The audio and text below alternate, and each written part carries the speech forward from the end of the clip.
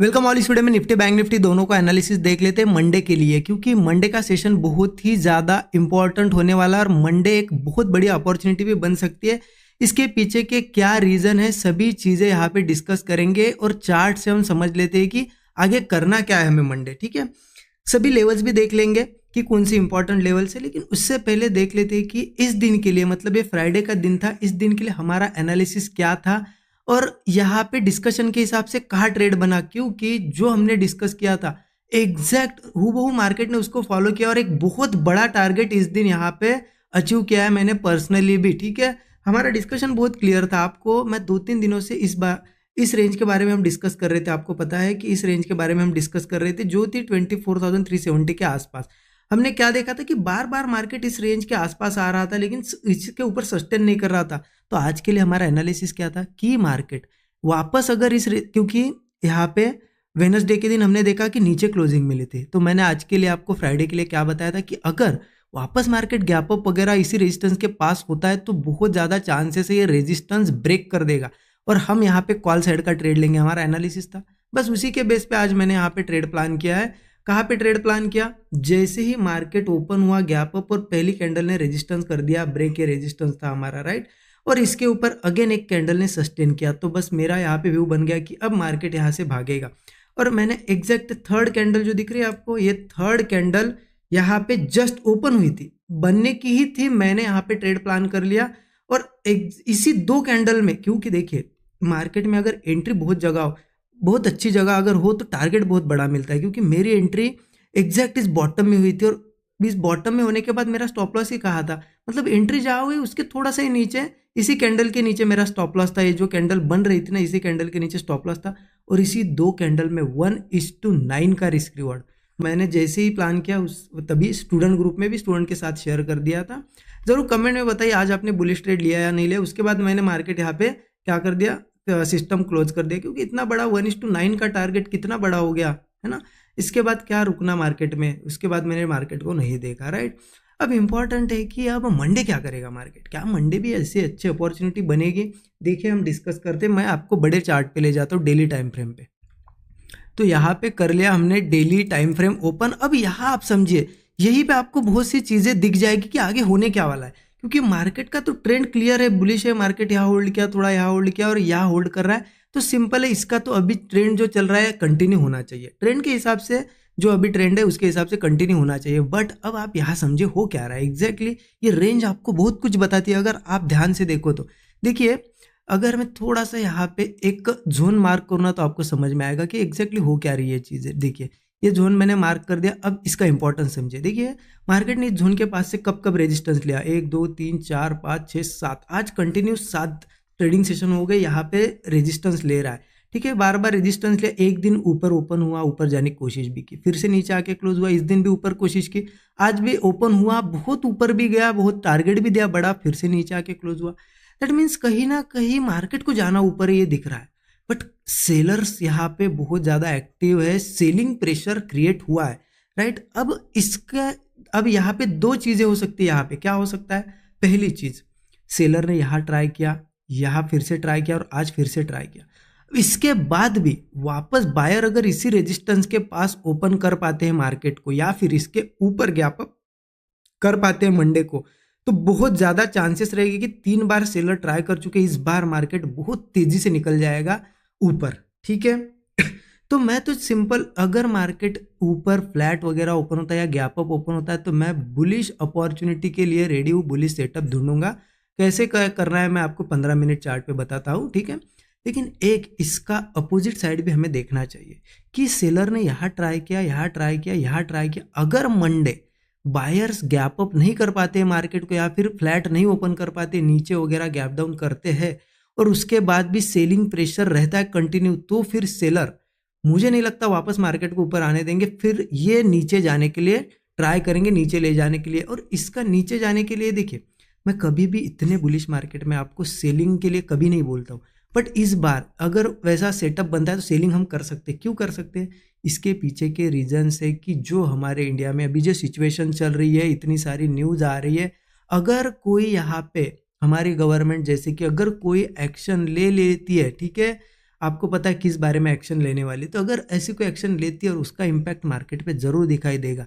तो ये सेलर बार बार अगर कोशिश कर रहे हैं और अगर मंडे ये सेलर्स मार्केट को होल्ड कर पाते और नीचे ले जा पाते हैं, तो फिर मार्केट को नहीं कुछ तो इस रेंज में, मतलब ऐसी रेंज बनी है ना, वापस इस रेंज में यहाँ तक आने की या फिर बीच में कहीं ट्रेड करने के लिए कोशिश करेंगे, है ना।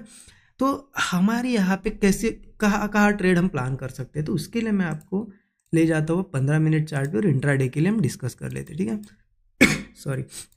अब देखिए बहुत सिंपल है, यहाँ पे करना क्या है कि जैसे कि हमने देखा ये रेजिस्टेंस है, वापस मार्केट इस रेजिस्टेंस के नीचे क्लोज कर पाया है आज, है ना। अब अगर ये लेवल चलो पकड़ लो, सीधा सीधा 24,400 ही पकड़ लो, ठीक है। हम राउंड फिगर पकड़ लेते 24,400।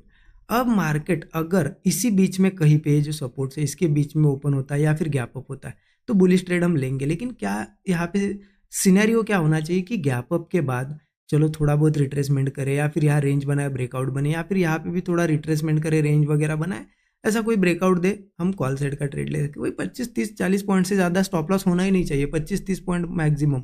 और इनिशियल टारगेट तो 1:3 रहता ही है, लेकिन अगर मार्केट इन रेजिस्टेंस को ब्रेक करता है तो मैं आपको टारगेट की अगर बात करें तो ऊपर देखिए टारगेट्स निकल के आ रहे हैं लगभग इस लेवल के आसपास। एक हम टारगेट हमारा है 24,550, यहाँ एक रेजिस्टेंस, इसको ब्रेक करता है तो सीधा मार्केट निकल जाएगा 24,850 के लिए और बहुत अच्छा मूव आता है तो 25,000 और 25,350 वगैरह मार्केट इजीली टेस्ट कर लेगा। तो ये ऊपर के रेजिस्टेंस है, अगर अच्छा मूव आता है ऐसी बड़ी बड़ी कैंडल्स तो आप रेजिस्टेंस के लिए मतलब टारगेट के लिए रुक सकते हो।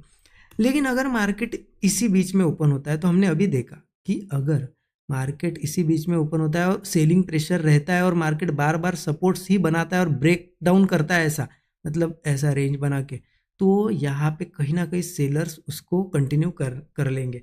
इसलिए यहाँ पे हम पुट साइड का ट्रेड ले सकते हैं या फिर मार्केट अगर मान लो ओपन हुआ थोड़ा बहुत सस्टेन करके एक हाथ ब्रेकआउट दिखाया, ठीक है। कभी कभी मार्केट क्या होता है नीचे जाने से पहले ऐसा ब्रेकआउट दिखाता है, मतलब कॉल वालों को बुला लेता है और जैसे वो ब्रेकआउट अगर फेल हो गया तो भी मैं यहाँ पे पुट लेने के लिए रेडी हूँ, ठीक है।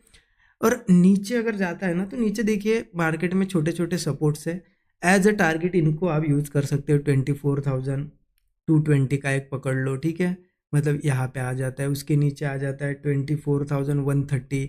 अगर अच्छा खासा मूव आता है तो मार्केट हो सकता है फिर ये लो बने थे ना इनके आसपास भी चला जाए, मतलब 23,920 के आसपास, मतलब 23,920 के आसपास भी आ सकता है। तो देखिए सिंपल सा अगर बताऊँ आपको तो रेजिस्टेंस के पास है, रेजिस्टेंस के ऊपर मार्केट अगर सस्टेन कर पाता है बुलिश है, अगर रेजिस्टेंस के थोड़ा नीचे नीचे ही सस्टेन करता है तो फिर सेलिंग साइड भी हम जा सकते हैं क्योंकि फिर सेलर्स एक्टिवेट हो जाएंगे, ठीक है। बहुत सिंपल है, समझ गए, क्लियर है। अब बैंक निफ्टी का भी अगर बताऊँ मैं आपको, बैंक निफ्टी पे फटाक से चलते, डेली का chart open, daily time frame open है। बैंक निफ्टी पे भी एक चीज़ समझिए आप, यहाँ पे क्लियर दिख रही है बैंक निफ्टी क्या है, ऑल टाइम हाई के पास है, आपको भी पता है।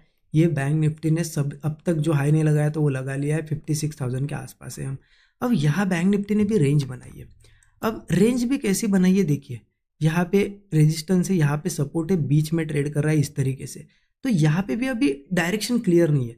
अभी होगा क्या, अगर मार्केट सपोर्ट के आसपास सस्टेन करता है तो नीचे जा सकता है, रेजिस्टेंस के आसपास सस्टेन करता है तो रेजिस्टेंस निकाल लेगा। तो यहाँ पे भी दोनों साइड के ट्रेड्स बन सकते हैं। अगर 15 मिनट चार्ट पे मैं क्लियर बताऊँ यहाँ कर क्या सकते हैं, तो बहुत ही सिंपली यहाँ इस तरीके से मैं आपको थोड़ा रेंज मार्क करके देता हूँ, ठीक है। इसको आप मार्क कर सकते हो, आपको भी इससे थोड़ी हेल्प मिलेगी, ठीक। इससे क्या दिख रहा है हमें, देखिए हम अभी रेंज में ट्रेड कर रहे हैं, मार्केट क्या कर रहा है, ऊपर भी नहीं जा पा रहा है नीचे भी नहीं, कंसोलिडेशन करते करते करते छोटा छोटा चार्ट हो गया है। अभी एक साइड किसी भी साइड निकल जाएगा। तो सिंपल सी चीज़ है, अगर मार्केट किसी केस में ऊपर यहाँ पे ओपन होता है थोड़ा, क्योंकि देखिए अभी सेलिंग मतलब सेलिंग में क्लोजिंग हुई है, अगर गैप अप होता है इसी रेजिस्टेंस के आसपास सस्टेन करके ब्रेकआउट वगैरह देता है ना तो ये बुलिश है, निकल जाएगा। जैसा कि निफ्टी भी देखना रेजिस्टेंस के ऊपर होना चाहिए। अब ऊपर की अगर बात करूँ रेजिस्टेंस, तो ये एक रेजिस्टेंस निकल के आएगा 55,850 समझ लो, ठीक है। इसको ब्रेक करता है तो मार्केट 56,220, 56,500 ये हमारे रेजिस्टेंस लेवल मुझे दिखाई दे रहा है। ज़्यादा से ज़्यादा 56,720 तक भी जा सकता है, क्लियर है। बट इसी केस में मार्केट वापस सपोर्ट और वापस सपोर्ट के आसपास ही ओपन हो और कोई ब्रेकडाउन दे दे तो समझ लेना, क्योंकि देखिए मैं यहाँ पे क्या कह रहा हूँ आपको कि हम है रेंज में, यहाँ पे सेटअप के हिसाब से चलो, क्योंकि मैं इस रेंज में बोलूँ आपको कि बुलिश जाएगा या बेरिश, ये गलत होगा। क्यों? क्योंकि रेंज है, मतलब इसका मतलब समझे मार्केट कोई डायरेक्शन क्लियर नहीं है, मार्केट है अभी कंफ्यूजन जोन में है। तो अब सेटअप क्या बताता है हमें, सेटअप किस साइड ब्रेकआउट या ब्रेकडाउन देता है उस हिसाब से चलेंगे। अगर डाउन साइड कुछ देता है ना, कोई ब्रेकआउट फेल होता है या फिर जैसा कि रेजिस्टेंस के पास, सपोर्ट के पास मतलब होल्ड करके ब्रेकडाउन देता है, तो हम डाउन साइड भी जा सकते हैं। यहाँ पे भी कुछ सपोर्ट्स अगर बता हुआ है एज ए टारगेट आपको अगर यूज करने होंगे तो कर सकते हो। 54,880, 54,460 ये हमारे सपोर्ट लेवल होंगे, ठीक है। अगर बहुत ज़्यादा नीचे जाता है मार्केट तो 53,500 के आसपास भी आ सकता है। तो ये नीचे के